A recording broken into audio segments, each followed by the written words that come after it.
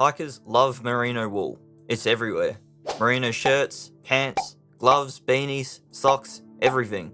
All boasting superior performance for outdoor activities. Merino wool products claim better breathability, temperature regulation, and natural odor resistance, and these are qualities merino products possess, but there are of course notable downsides that companies forget to mention.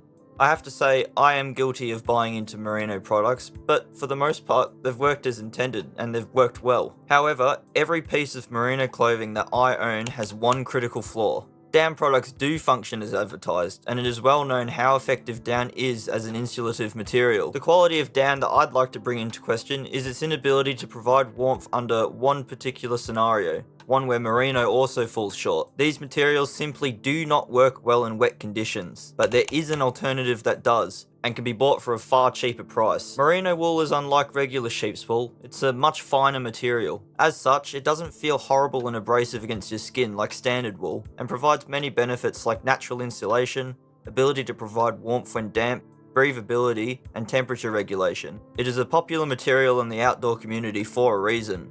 However, merino wool does have a downside. It doesn't dry very quickly. Merino still provides warmth when damp, but it can take a very long time to dry out, and in wet conditions it may never dry out at all. For most of the year, Australia has consistently damp conditions. Our winters are particularly miserable, with rain and snow far more common than sunshine. In climates such as Tasmania and the Alps, 3 out of the 4 seasons experience lots of rainfall. In damp conditions, merino simply does not perform as well as synthetic options. Synthetic materials such as polypro and nylon significantly outperform merino in almost all aspects, and at a fraction of the cost. They dry quickly, provide warmth when damp, regulate body temperature, wick moisture, and with new technologies now have odor-resistant properties. Synthetic materials are also much easier to care for. Merino clothing is delicate and has to be washed carefully. Synthetic material is much more durable than merino. Merino has one advantage over synthetic material: it can be noticeably warmer.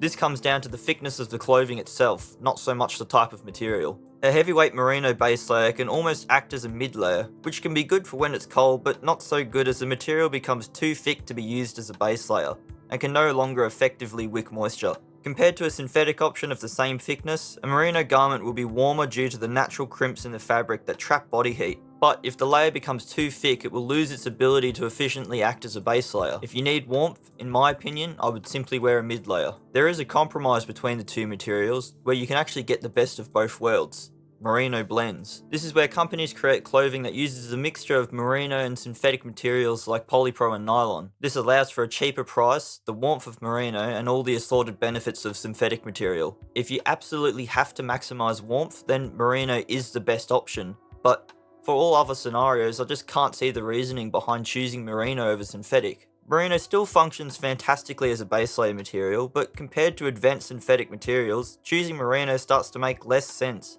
without even factoring in merino's considerable lack of performance during damp conditions. When in damp climates, the most important quality of any piece of equipment to possess is the ability to dry quickly, closely followed by the ability to provide warmth when damp. We all use down for its superior warmth to weight ratio and its compressibility, but getting your down bag or jacket wet is sure to get you into trouble. Synthetic insulation has come a long way and really now does rival that of down. Synthetic insulation, in my opinion, doesn't quite match the warmth to weight ratio of down, but it still provides competitive performance with the key ability to dry quickly and provide warmth when damp. Down cannot do this. Materials keep you warm through trapping your body heat in pockets of air. Down insulation does this through the loft of the material. When down gets wet, the feathers clump together and no longer have the ability to loft, which means that they can no longer trap your body heat. I still opt to use down in cold conditions because of its warmth to weight ratio, but I have to be careful about keeping my down equipment dry.